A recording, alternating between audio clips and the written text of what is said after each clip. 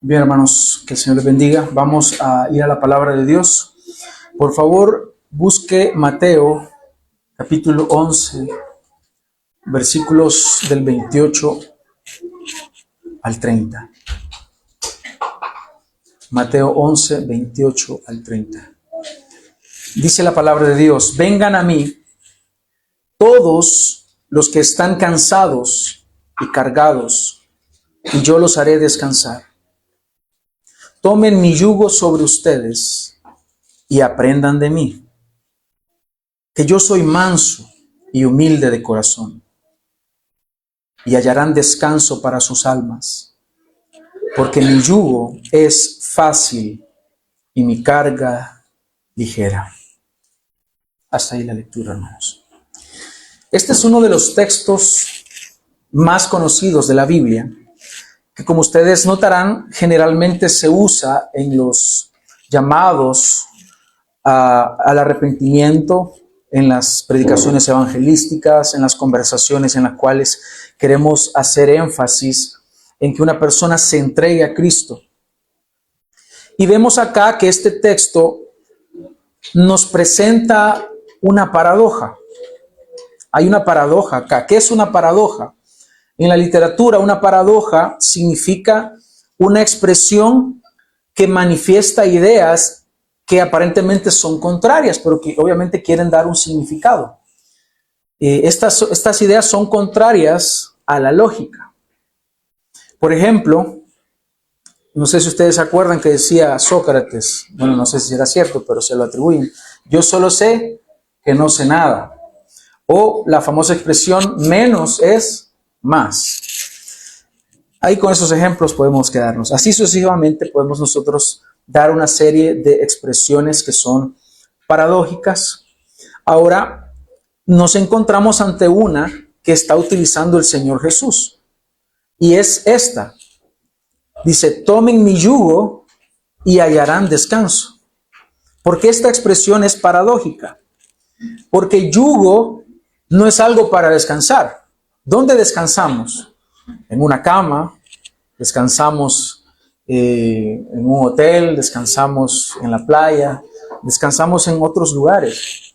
Pero el Señor está utilizando una expresión, una frase, una palabra que en la Biblia se usa al menos 59 veces, en las cuales 6 veces su significado es literal y las demás siempre tienen un sentido figurado.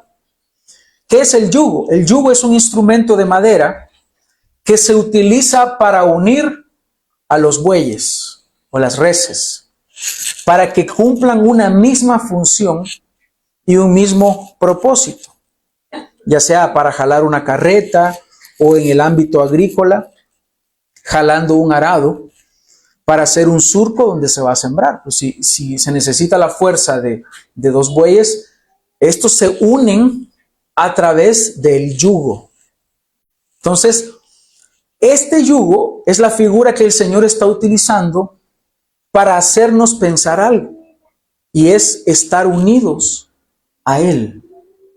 Él no dice su yugo, es decir, el yugo de ustedes. Él no dice el yugo de ustedes es fácil. ¿Cómo dice Él? Mi yugo. Mi yugo es fácil. ¿Qué significa esto, hermanos? Que Dios quiere, y no nos está hablando, que nosotros debemos de estar unidos a Él, y es Él nuestro ayudador, y es Él nuestra guía, y es Él quien, al estar con nosotros, nos ayuda a que cumplamos un propósito. Del texto que hemos leído va a estar ahí mi enfoque, en el versículo 29. Tomen mi yugo sobre ustedes y aprendan de mí.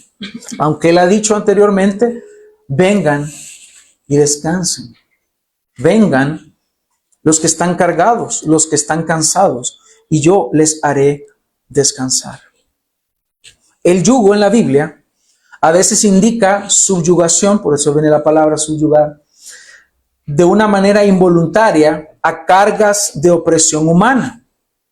Refiriéndose a su liberación del pueblo de Israel, leemos esto, por ejemplo, en Levítico 26:13. Dice: yo soy el Señor su Dios, que los saqué de la tierra de Egipto para que no fueran esclavos de ellos. Rompí las varas de su yugo y los hice andar erguidos. Aquí está hablando del yugo de la esclavitud que estaban sufriendo. Y como usted sabe, a lo largo de la historia de la redención, de la historia bíblica, hemos podido observar cómo lo que sucedió en Egipto es una representación de la esclavitud que el hombre tiene hacia el pecado. El hombre es esclavo del pecado. El hombre es esclavo del pecado, por eso hace, como hemos visto anteriormente, según su naturaleza no regenerada, todo el tiempo desea el mal. Y por más que las personas digan, no, yo soy libre, yo voy a dejar esto cuando yo quiera, realmente esta persona es esclava del pecado. ¿Por qué no puede dejar su pecado? Porque no puede y no quiere dejar su pecado. Así que vemos estas expresiones de yugo y las podemos encontrar más adelante. Voy a mencionar otras. En 2 de Crónicas 10:4,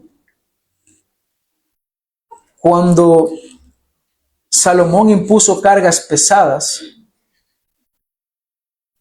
dice el texto, su padre hizo pesado nuestro yugo, ahora pues aligere la dura servidumbre de su padre y el pesado yugo que puso sobre nosotros, y le serviremos. También tenemos Isaías 58:6. Dice, ¿no es este el ayuno que yo escogí, desatar las ligaduras de impiedad, soltar las coyundas del yugo, dejar ir libres a los oprimidos y romper todo yugo? Están hablando de estar sometido a algo. Siglos después, vemos Jeremías 2:19. Tengo muchos textos, hermano, así que voy a tratar de no decirlos todos porque por el tiempo. Jeremías 2:19 dice, te castigará tu propia maldad y tus apostasías te condenarán. Reconoce pues y ve que es malo y amargo el dejar al Señor tu Dios y no tener temor de mí, declara el Señor, Dios de los ejércitos.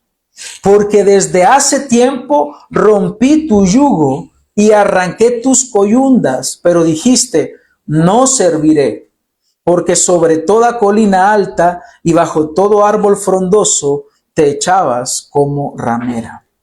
Es decir, al no someterse al yugo de obediencia a Dios, tuvieron que soportar el yugo de opresión impuesto, en este caso, por Babilonia. Jeremías 27:12 dice, y a Sedequías, rey de Judá, hablé palabras como estas, pongan su cuello bajo el yugo del rey de Babilonia y sírvanle a él y a su pueblo y vivirán. ¿Qué significa esto? El Señor les dice, yo había quitado su yugo, pero ustedes dijeron, no, no queremos servir. No queremos humillarnos delante de ti. Entonces no queremos tu yugo. Entonces Dios les dice, entonces tendrán otro yugo. Y ese yugo va a ser un yugo pesado, dice el rey de Babilonia, y le servirán a él. Resulta, hermanos, que esta situación aún está vigente. ¿En qué sentido? No hay vida sin yugo. No hay vida sin yugo. Solo tenemos dos posibilidades.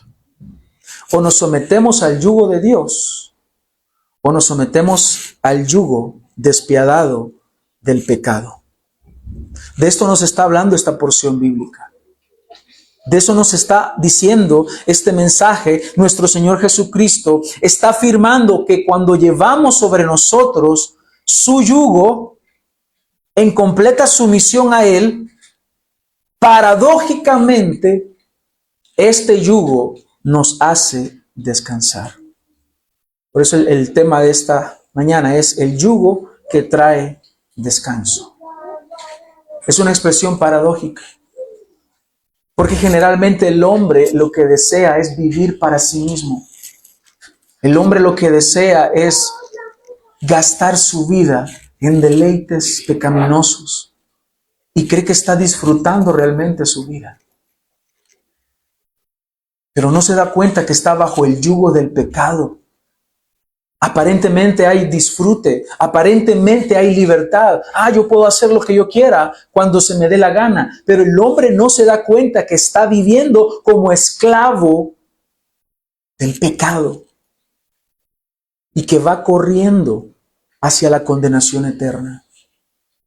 Si alguien le invitó a usted hoy, esa es una muestra de amor para que usted escuche este mensaje de salvación. Si usted no ha creído hoy, y aún de las personas que observan este video o esta transmisión, el mensaje es para aquellos que no han creído en el Señor y para que los que hemos creído en el Señor entendamos que la salvación implica sumisión, someternos a Dios, pero que al mismo tiempo en eso es que hallamos gozo, paz y descanso.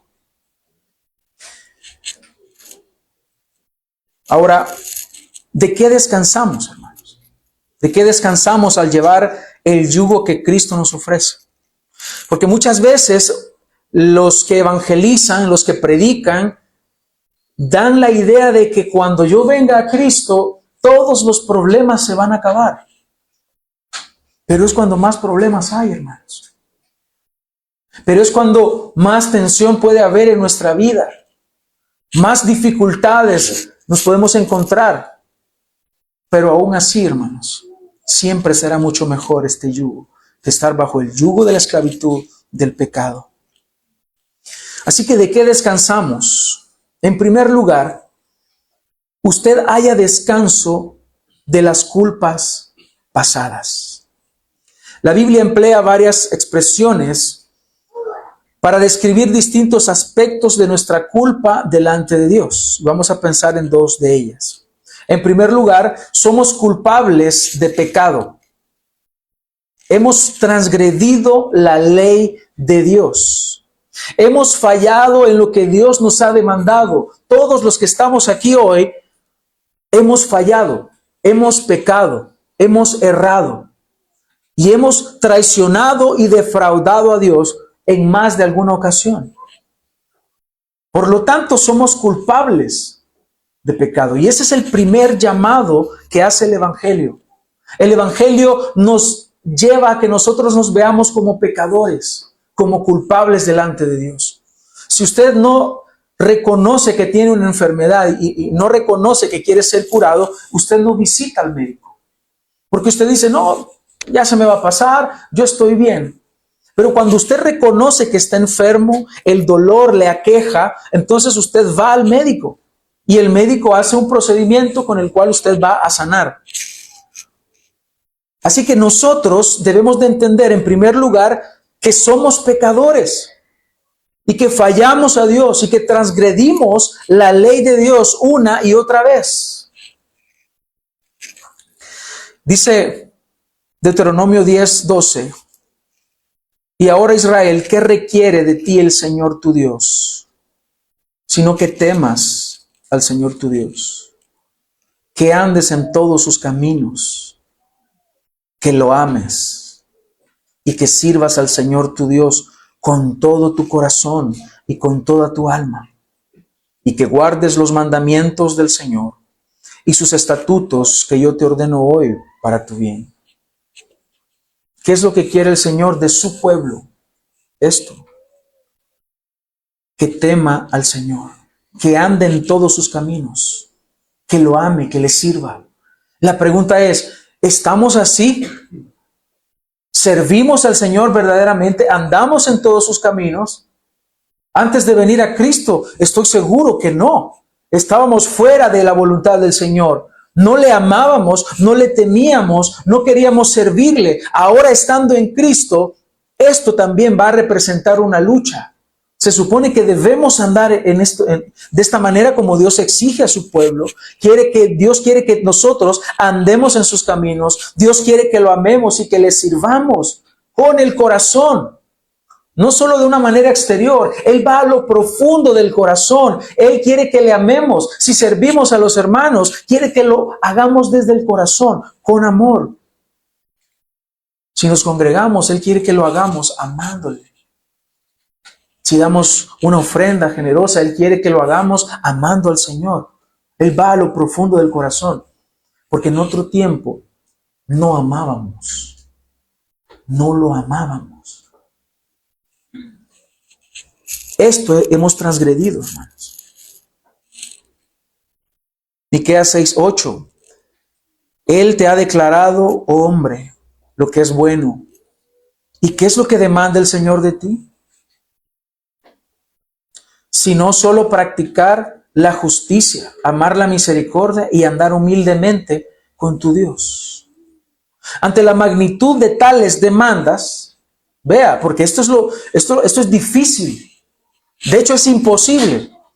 Todo esto es imposible de hacer en nuestra propia naturaleza. No lo podemos hacer. Por eso hemos hablado de la regeneración. Ante la magnitud de estas demandas, tenemos que contestar que todos somos culpables de no hacer esto. Si se hace la pregunta, ¿andas tú humildemente ante el Señor? ¿Practicas la justicia? ¿Amas la misericordia? ¿Andas en los caminos del Señor? ¿Temes al Señor en toda tu vida? ¿Y sirves al Señor con todo tu corazón y con toda tu alma? Rápidamente nos podemos dar cuenta, hermanos, que hemos fallado. Y que aún en nuestro estado de regeneración, siendo salvos, fallamos. Todos los que estamos aquí, ni siquiera uno puede decir, yo, Señor, he cumplido perfectamente estas demandas. Porque seríamos mentirosos. Así que aún viniendo a Cristo, sigo necesitando de Él. Él lo que quiere es que usted reconozca que lo necesita a Él, aún para amarlo. Y Él le da. Él le da lo que le pide a usted. Si Él le pide a usted que le ame de todo corazón, es Él quien le da la fuerza y el amor para Él. Porque Él sabe que todos nosotros somos débiles. Por eso, ante la magnitud de estas demandas, y si nos preguntaran si hemos fallado a eso, podemos decir que sí. Hemos pecado y nos hemos quedado bien cortos. Hemos fallado vilmente a las demandas que Dios pone al hombre. Romanos 3:23 dice, por cuanto todos pecaron y no alcanzan la gloria de Dios. Pero también somos culpables de rebelión en contra de las justas demandas de Dios. ¿En qué sentido se debe de entender esto? Hermanos, no solamente hemos fallado, el hombre no solo ha fallado, sino que también ha deseado estar en contra de Dios. Por eso es que el apóstol Pablo dice que éramos de ánimo hostil. Es decir, que voluntariamente nosotros íbamos contrarios a Dios, deseando estar en contra de Dios. Por eso hay personas que se burlan de la fe, se burlan de los creyentes, desprecian a los creyentes, porque ellos voluntariamente están en contra de Dios. Recientemente veía yo, me apareció un video, alguien compartió un video de un debate que hubo entre un joven que era ateo y homosexual. Él estaba defendiendo su postura y un pastor estaba haciéndole, básicamente destrozando toda su postura por medio de la Biblia, por medio de argumentos sensatos, lógicos, correctos. Y aquel joven lo que hizo, al no tener respuesta, simplemente empezó a decir, y perdón por la expresión, no es lo que yo pienso ni lo que pensamos, pero es altamente ofensivo, pero quiero manifestar que esto es lo que dijo esta persona. Él empezó a decir, Jesús es homosexual. Esa blasfemia estuvo diciendo. Y lo empezó a decir y no se callaba y no decía, y seguía diciéndolo y seguía diciéndolo. Obviamente aquel pastor muy ecuánime, muy correcto, él simplemente le expresó lo que la Biblia decía en cuanto a su manera de comportarse. Y aquel joven creía que, bueno, al no tener ningún argumento, expresar eso iba obviamente a causarle molestia a su contrincante, porque simplemente no pudo con sus argumentos. ¿Y cómo es que alguien puede llegar a expresarse así? ¿Por qué lo expresa? Porque obviamente no conoce a Dios, pero no solo eso, es de ánimo hostil, es contra Dios.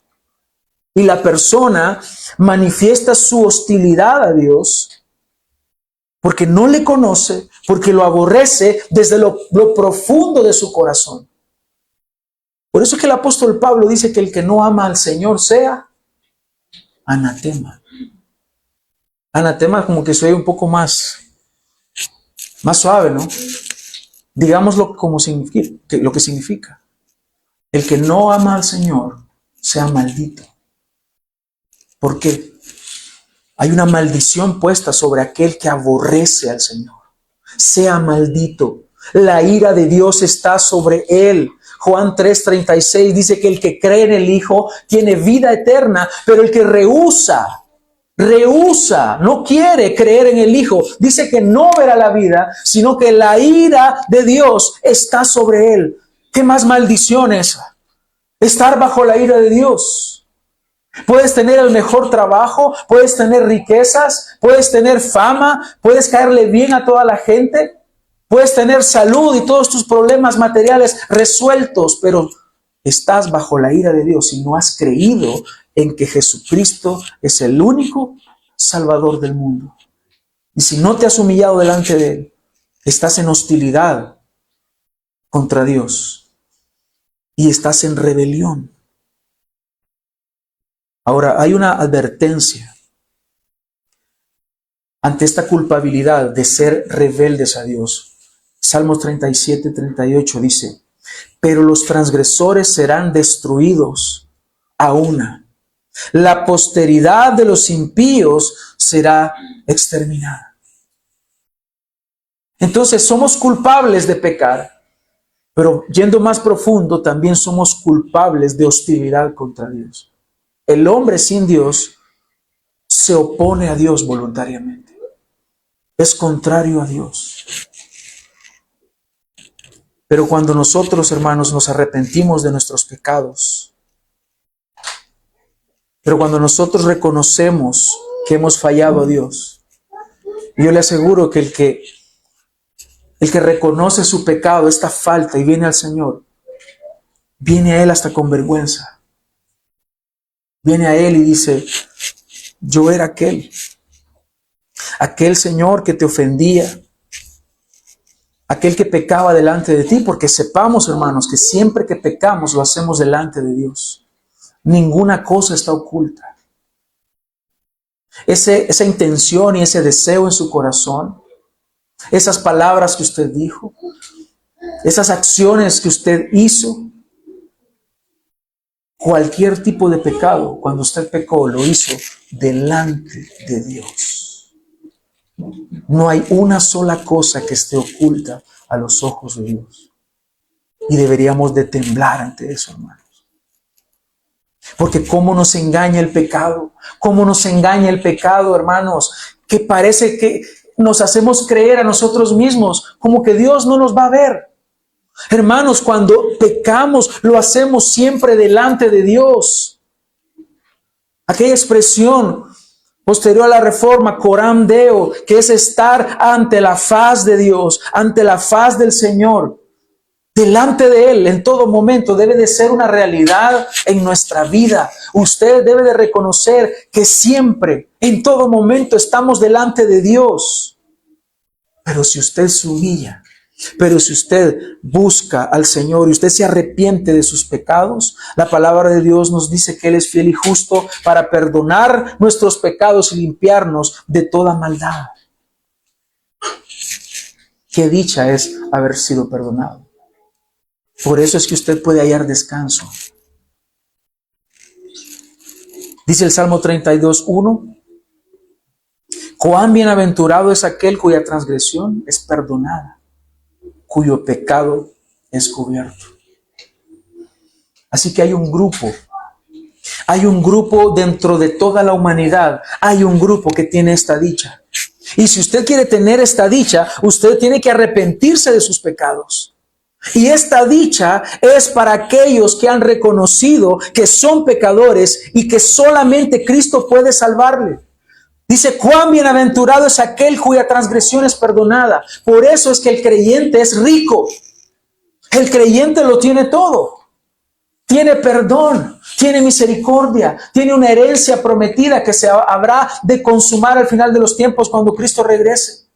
Tiene la comunión con este Dios verdadero. Así que descansamos en primer lugar, hermanos, de nuestras culpas. ¿De qué más descansamos? Descansamos de nuestras debilidades presentes. Cuando usted toma el yugo al cual Dios le está llamando ahora a tomar, usted va a darse cuenta que es posible que haya descanso. ¿Por qué? Porque el mundo a usted le aborrece. Sí, el mundo nos aborrece. ¿Por qué? Porque también el diablo lucha contra nosotros. Él es el enemigo de nuestras almas. Él es el tentador. No debemos ignorar sus maquinaciones. Pero también tenemos un problema con nuestra propia naturaleza que nos estorba. Hay un conflicto al cual usted, cuando usted decide y dice, yo voy a tomar ese yugo. Y obviamente usted lo decide porque Dios le ha llamado y Él ha hecho la obra de transformación en usted. Pero en su voluntad usted dice, yo quiero seguir a Cristo. No estamos obligados. No decimos, yo sigo a Cristo, pero hay algo, yo no quiero realmente, pero lo tengo que seguir. No, voluntariamente decimos, yo quiero seguir a Cristo. Respondemos al llamado que Dios hace. Pero debemos de ver, hermanos, que al tomar este yugo que Cristo nos ofrece, va a haber una lucha y vamos a luchar contra el mundo porque nos aborrece, vamos a luchar contra Satanás porque él quiere destruirnos, porque él es el príncipe de las tinieblas y estábamos en ese reino, y también habremos de luchar con nuestra propia naturaleza carnal que nos estorba. Así que, ¿cómo se traduce eso? ¿O cómo lo quiero dar a entender? Todo esto expresa debilidad. Usted no es más fuerte que Satanás. Usted no es más fuerte que el mundo. Usted no es más fuerte que su naturaleza caída que aún mora en usted. Usted ante sus enemigos es débil, totalmente débil. Las personas cuando no entienden esto, dicen, yo voy a hacer unos 20 días de ayuno y voy a llamar a Satanás. Vení, Satanás, enfrentate conmigo. Es ignorancia. Ante esto podemos sentirnos, hermanos, débiles. Deberíamos de sentirnos débiles. ¿Pero para qué? Para ir a Cristo. Para ir a Cristo. Para que Él sea quien nos ayude. Hay una situación que se da en 2 de Reyes 6, 15 al 17.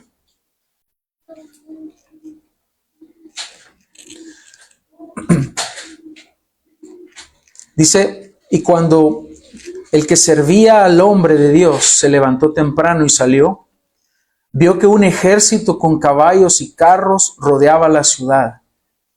Y su criado le dijo, Señor mío, ¿qué haremos? Y él respondió, no temas, porque los que están con nosotros son más que los que están con ellos. Eliseo entonces oró y dijo, oh Señor, te ruego que abra sus ojos para que vea.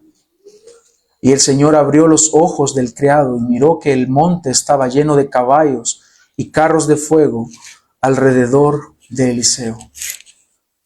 Hermanos, conocer quiénes son nuestros enemigos, porque nuestros enemigos claramente son estos: el mundo, el diablo y nuestra naturaleza caída. Y son enemigos fuertes, poderosos.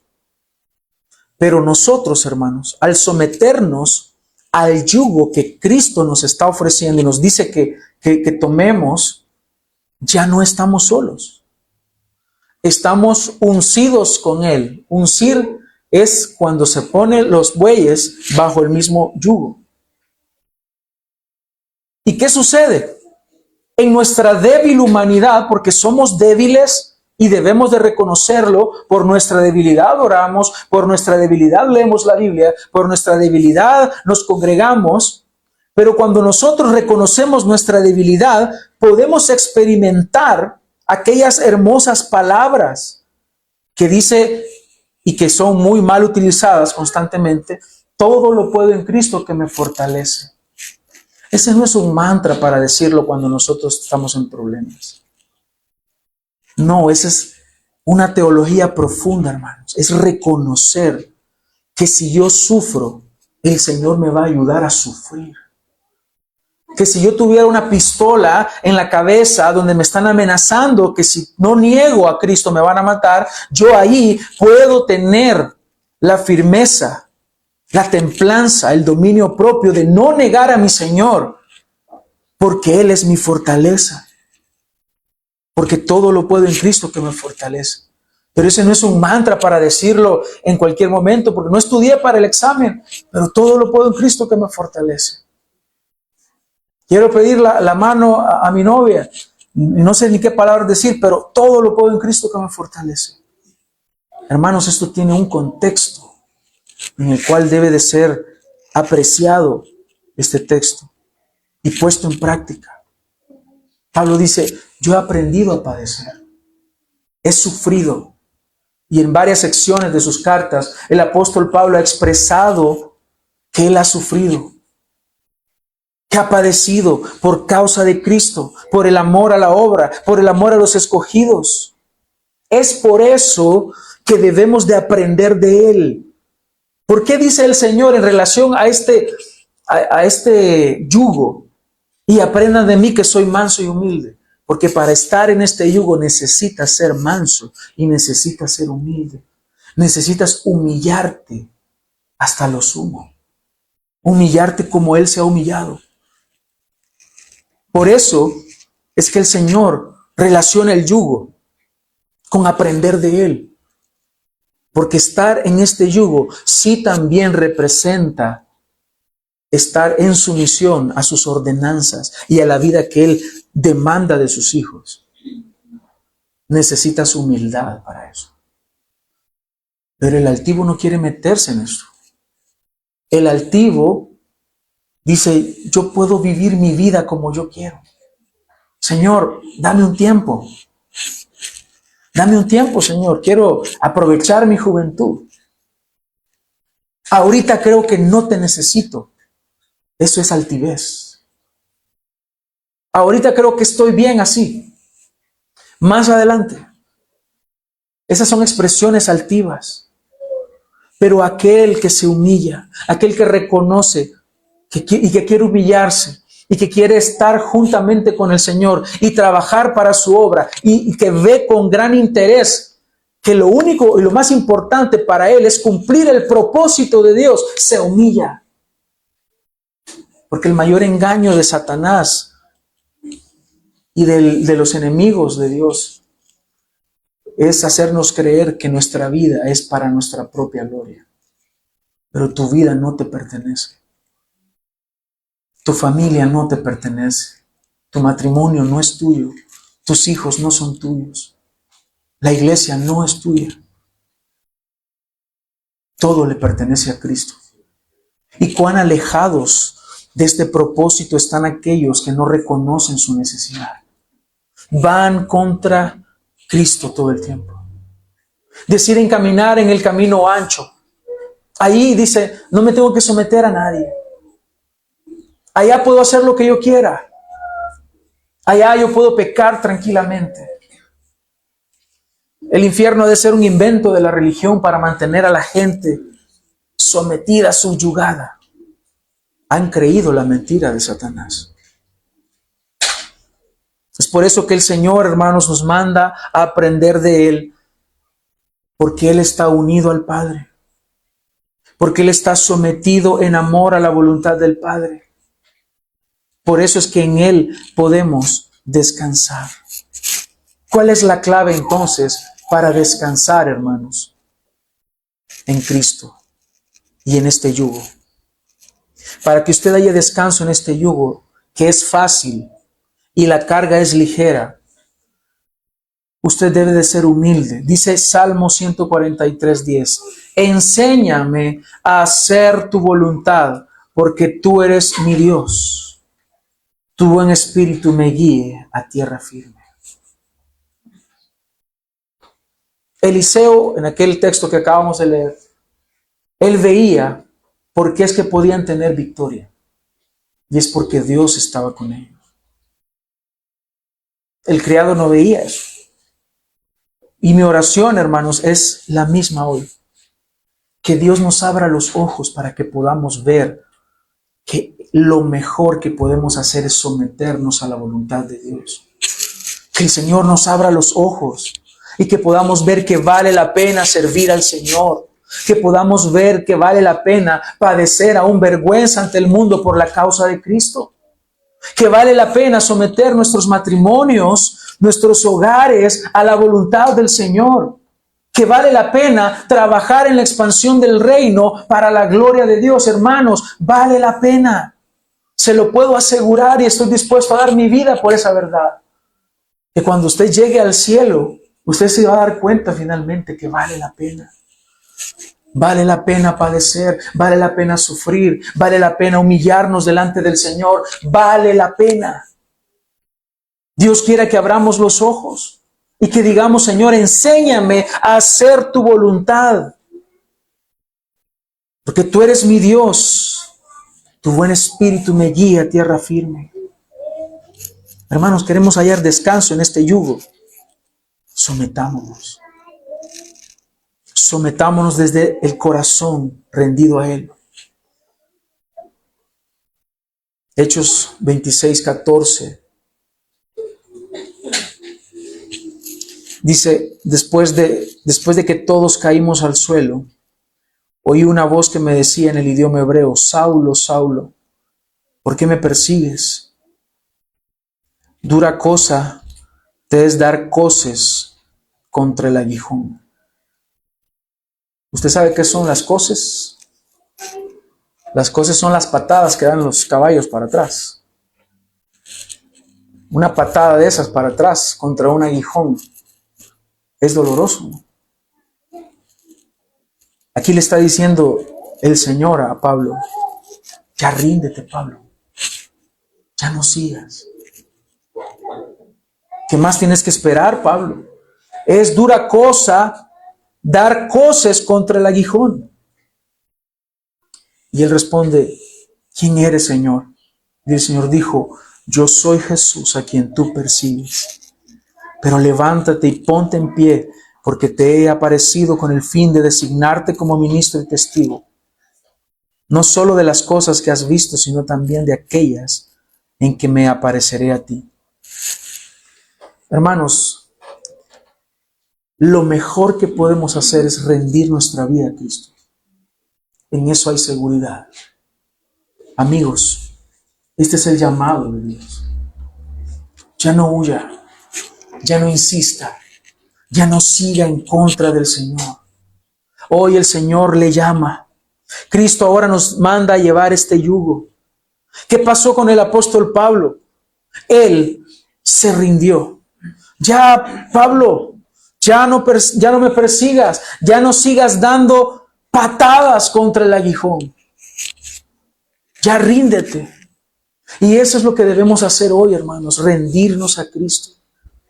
Ya no ir en contra. El mundo no te va a dar absolutamente nada. Tu carne y satisfacer esos deleites es algo momentáneo. Pecas y luego vuelves a sentir la necesidad. Pero el Señor promete Él satisfacer la sed, el hambre que el hombre siente. Porque muchas veces el hombre cree el engaño de que lo que necesita es pecar más para sentirse bien, pero no, lo que necesitamos es rendirnos delante del Señor. Que Él tome nuestra vida, que Él nos transforme, que Él nos guíe, que Él sea el que va en el timón, que Él nos dirija, que Él nos gobierne. Ya no intentemos más ir en contra de Dios. Ya no demos más patadas contra el aguijón. Esto sucedió en Pablo. El apóstol Pablo es un gran ejemplo de alguien que era contrario a Dios, que se oponía a Dios. Él creía que estaba persiguiendo cristianos, pero el Señor le dice, ¿por qué me persigues? Porque es a mí que me estás ofendiendo con tu pecado. Por eso, hermanos, el Señor nos llama a que tomemos este yugo. ¿De qué más descansamos? Hermanos, descansamos de nuestros temores respecto a lo que viene. La noche antes de su crucifixión, nuestro Señor Jesucristo, en Juan 14, les dice a sus discípulos, no se turbe su corazón. Creen en Dios, crean también en mí. En la casa de mi Padre muchas moradas hay. De otra manera, se los hubiera dicho. Voy pues a preparar lugar para ustedes. Y si voy y les preparo lugar, vendré otra vez y les tomaré conmigo, para que donde yo esté, ustedes también estén. Hermanos, podemos descansar. Al llevar este yugo, también podemos descansar de lo futuro. ¿Usted le tiene miedo a la muerte? La muerte es a lo que más solemos tenerle miedo. Pero cuando yo escucho esta palabra, cuando veo que mi fe implica una garantía de que yo al morir voy a ir a descansar con Cristo, eso aplaca mis temores. Dios quiere que usted no le tema a la muerte. ¿Por qué? Porque Cristo venció la muerte. Porque Él la venció. Y porque hay una garantía para nosotros, los creyentes, los hijos de Dios. Años después, cuando Juan estaba exiliado en la isla de Patmos, en Apocalipsis 1:17, dice, cuando le vi caí como muerto a sus pies, y puso sobre mí su mano derecha y me dijo, no temas. Y eso le dice el Señor a sus hijos, no temas. Yo soy el primero y el último, el que vive. Estuve muerto, y he aquí vivo por los siglos de los siglos, y tengo las llaves de la muerte y del Hades. Este es el mismo Jesús con el cual estamos uncidos en este yugo. Este es el mismo. Este es el mismo Señor que garantiza que nosotros también habremos de vencer la muerte. Claro, es necesaria la muerte. Habremos de pasar por la muerte. Pero cuando pasemos por la muerte, cuando estemos en el último segundo de salir de esta tierra, el Señor estará ahí. Él no abandonará a los suyos. Este es el mismo Jesús con el cual nosotros estamos unidos. Todos los que nos hemos arrepentido de nuestros pecados, todos los que hemos creído en Cristo, todos los que hemos creído en Él para salvación, la palabra del Señor nos dice en Juan 10:28, a los que hemos creído, a los que hemos depositado nuestra fe en Cristo, y solo nosotros, no nadie más, porque aunque suene extraño, pero es así, esta fe y esta promesa corresponde únicamente a los que hemos creído en el Señor. Y si usted no ha creído, le llamamos a que hoy crea en el Señor y se arrepienta de sus pecados y deposite su fe y su confianza para que estas palabras sean para usted. Dice, yo les doy vida eterna y jamás perecerán y nadie las arrebatará de mi mano. Mi Padre que me las dio es mayor que todos y nadie las puede arrebatar de la mano del Padre. Yo y el Padre somos uno. Así como Él está unido al Padre, nosotros estamos entonces unidos a Él. Y usted puede hallar descanso al llevar este yugo. Este yugo que el Señor nos dice que es fácil, que la carga es ligera. ¿Por qué es fácil y por qué es ligero? Porque todo lo que Él promete ya lo logró. Porque Él ha vencido. Usted no tiene que obrar su salvación. De hecho, el Señor sabe que es imposible. Usted no puede alcanzar la salvación por usted mismo. Usted necesita que alguien obre esa salvación por usted. Y Él le da a usted seguridad. Nada le va a poder arrebatar de su mano. Pero ojo con esto, aquí no dice, y ninguno va a sufrir más. Y ninguno va a padecer persecución. Y ninguno va a padecer dolor, angustia, tribulación. No dice eso. Dice que nadie las va a arrebatar de su mano. Somos sus ovejas. Le pertenecemos a Él. Dice, mi Padre me las dio. Nadie las puede arrebatar de la mano de Él. Hermanos, hallemos descanso para nuestras almas llevando este yugo. Significa que estemos unidos a Él. Habremos de descansar de nuestras culpas. Habremos de descansar de los pecados que ya fueron perdonados y que ahora no debemos nada.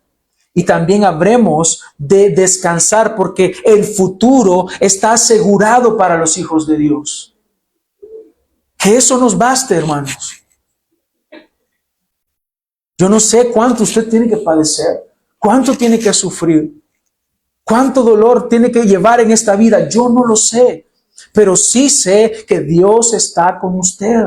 Yo sí sé que usted está seguro en las manos de Dios. Si usted es una hija de Dios, si usted es un hijo de Dios, estoy con toda la seguridad de que el Señor está con usted. Y estas palabras tienen que ser nuestras. No habremos de perecer en la condenación eterna. Dios no le está diciendo que la nueva vida en Cristo es fácil. Lo que le está diciendo Dios ahora es que Él le dará la fuerza para caminar llevando una carga. ¿Por qué? Porque Él está con usted. La mayor carga la llevó Él en la cruz. Él pagó nuestros pecados en la cruz. El castigo de nuestra paz fue sobre Él. Él recibió el castigo que usted y yo debíamos de recibir porque nosotros sí pecamos. Pero Él a cambio nos dice que Él no nos paga conforme a nuestras transgresiones. Él ofrece ese favor, Él da misericordia, Él da perdón, Él da gracia. Hermanos, no creemos en un falso evangelio barato que promueve solo prosperidad material. Venga Cristo y todo le va a ir bien. Venga Cristo y no va a tener problemas. Eso no es lo que el evangelio promete. ¿Qué es lo que le está prometiendo a usted hoy, nuestro Señor Jesucristo? Que lleve un yugo, que lleve una carga. En otra parte le dice el Señor a los perdidos, les dice que le sigan, que tomen su cruz cada día. Si alguno quiere venir en pos de mí. Ahora la pregunta que yo le hago a usted, ¿quiere usted seguir a Cristo? No tenemos nada más que darle. En esta iglesia solo tenemos a Cristo. Y Él es todo, y Él es suficiente. No tenemos nada más, y no ofrezca nada más, hermano. Cuando usted predique, no ofrezca nada más, porque lo único que tenemos es una cruz que debemos tomar cada día y seguirle. No hay más.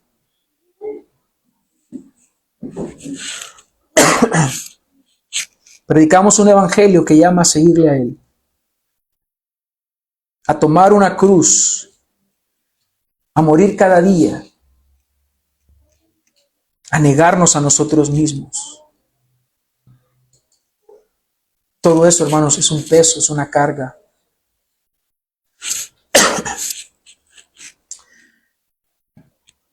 Pero quiero ser enfático en esto. Si aún usted, sabiendo esto, quiere seguirle, si aún usted sabiendo que Dios le está ofreciendo una carga, un yugo, usted quiere seguirle, Hay una promesa para usted. Y es que Él estará ahí. Cuando usted ya no tenga fuerzas. Cuando usted ya sienta que no da más. Cuando usted ya no pueda. Él está ahí, hermanos. Él siempre está ahí. Porque es un yugo, es su yugo que llevamos con Él. Que Él nos sostiene. Si usted acepta someterse al dulce y ligero yugo de Jesús, venga este día a Él. Reconózcalo como su Rey, reconózcalo como su Señor, y usted hallará el yugo que trae descanso. Si usted ya está caminando en este camino, en este yugo, hermanos, no olvidemos que el Señor está con nosotros. Él ya obró la salvación. Él ya nos declaró justos. Es más, acuérdese que Él no está limitado por el tiempo. Y Él nos dice que a los que predestinó, a estos también glorificó. Él no está esperando su reacción. Él ya sabe que usted llegará a la gloria eterna porque Él así lo decretó, porque Él así lo determinó desde antes de la fundación del mundo. Por lo tanto, hermanos, con toda seguridad llevemos este yugo.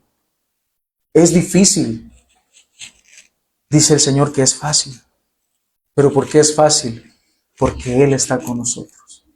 Es difícil a nuestro parecer, es difícil según nuestro criterio, porque aún estamos en este cuerpo de muerte.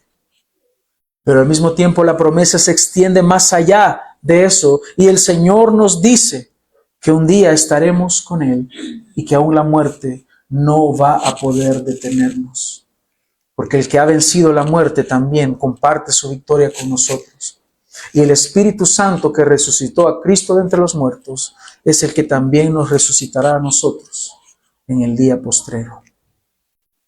Así que, hermanos, concluyo con esto. Este es el yugo que trae descanso. Este es el yugo que nosotros debemos llevar. Y el Señor nos dice ahora que todos los que están cansados y cargados, todos los que han intentado en la religión, todos los que han intentado en prácticas, todos los que han intentado de una y de otra manera y que ya están cansados, están cargados, Él los hace descansar. Pero al mismo tiempo nos da un yugo que trae descanso. Para poder estar en este yugo, tenemos que ser mansos y humildes de corazón y así hallaremos descanso para nuestras almas. De lo contrario, significará que usted no está en este yugo, que usted está queriendo llevar las cosas usted solo y que usted se está esforzando usted mismo por alcanzar la salvación, y eso es imposible. El yugo de Cristo es fácil y la carga es ligera, porque Él es quien ha logrado la salvación para los pecadores. Así que descansemos en el Señor, dejemos de dar coces contra el aguijón y rindámonos delante del Señor para que hallemos descanso para nuestras almas. Oremos.